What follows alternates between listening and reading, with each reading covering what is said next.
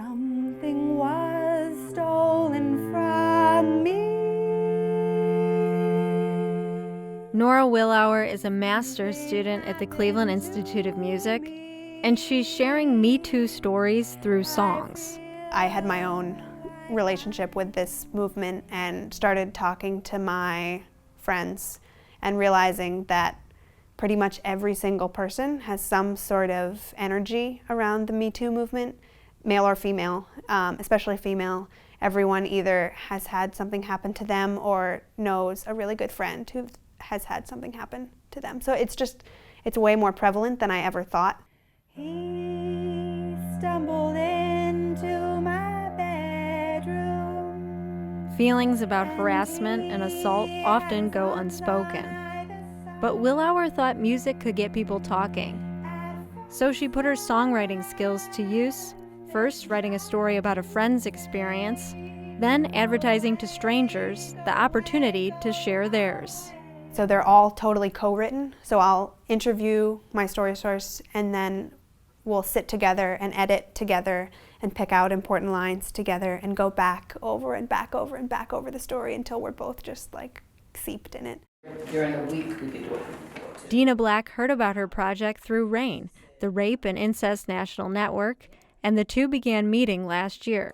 I wanted to see how someone could take your story and turn that into a song of sorts.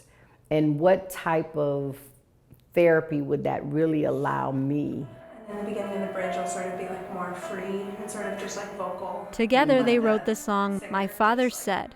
The lyrics include the words of Black's father, which didn't feel reassuring when she first told him she had been assaulted.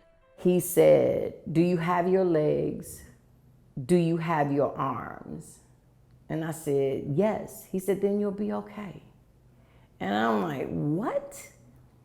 But the truth of the matter is, that's the reason why I still stand. Do you have your legs? Do you have Hearing your her own arms? words and experience set to music takes Black back to the trauma she lived. It choked me up. It really choked me up. But yet at the end of it, it was very liberating. It was very freeing for me because I knew by the fourth time I heard it, I knew I was okay. Willauer released a handful of songs online with a vision to share them with more people. She continues to work on improving them and has enlisted the help of one of her music professors, Dr. Marshall Griffith. Right, and this is great with the double stops and a lot of what we've been talking about is what I talk about in other classes, is that the music has to correspond in some way with the text.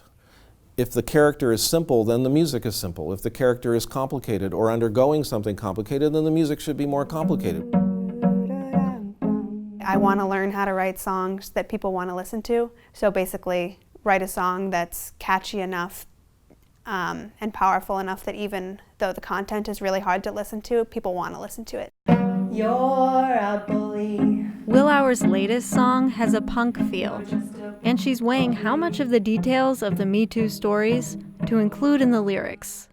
The whole process of like listening to other women's stories has been really cathartic because like you hear a really raw representation of what someone else has gone through, and it's like heart-wrenching, and sort of it puts your life into perspective and it puts everyone's lives into perspective.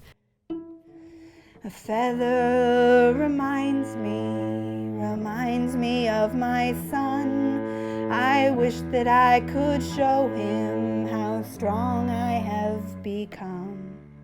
Working on the Me Too songs has helped Willauer connect musically to the world around her and to see how she can help others.